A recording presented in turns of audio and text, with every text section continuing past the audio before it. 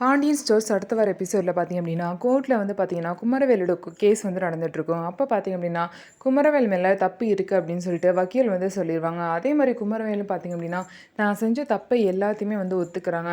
So இதனால் இதுக்கு மேலே ஒன்றுமே பேசுகிறதுக்கு இல்லை, தப்பு செஞ்சவங்களே குற்றத்தை ஒத்துக்கிறாங்க.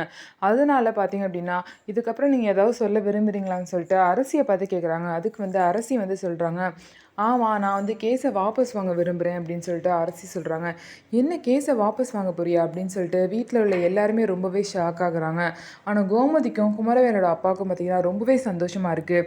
பாண்டியன் பார்த்திங்க அப்படின்னா அமைதியாக இருக்காங்க. ஏன்னா ஏற்கனவே அரசி பாண்டியன் கிட்ட வீட்டில் வச்சே பேசியிருக்காங்க. இதனால் வந்து அவனுக்கு தண்டனை கொடுக்குறனால அவன் மட்டும் வந்து தண்டனை அனுபவிக்க மாட்டான், அந்த குடும்பமே ரொம்பவே கஷ்டப்படும்ப்பா. அப்புறம் ஃப்யூச்சரில் வந்து 2 குடும்பமே சேர முடியாத ஒரு நிலமை வந்துடும். அதனால் இவனுக்கு தண்டனை வேணும், நம்ம கேஸை வந்து வாபஸ் வாங்கிடலாம் அப்படின்னு சொல்லிட்டு பார்த்திங்க அப்படின்னா அரசி வந்து சொல்கிறாங்க. சரி, அரசி இவ்வளோ தூரம் சொல்கிறனால பார்த்தீங்கன்னா பாண்டியனும் புரிஞ்சுக்கிட்டு சரின்னு விட்டுட்டாங்க. அதனால அரசியும் பார்த்திங்க அப்படின்னா கேஸை வாபஸ் வாங்கிக்கிறேன்னு சொல்லிட்டு கோர்ட்லேயே சொல்லிட்டாங்க.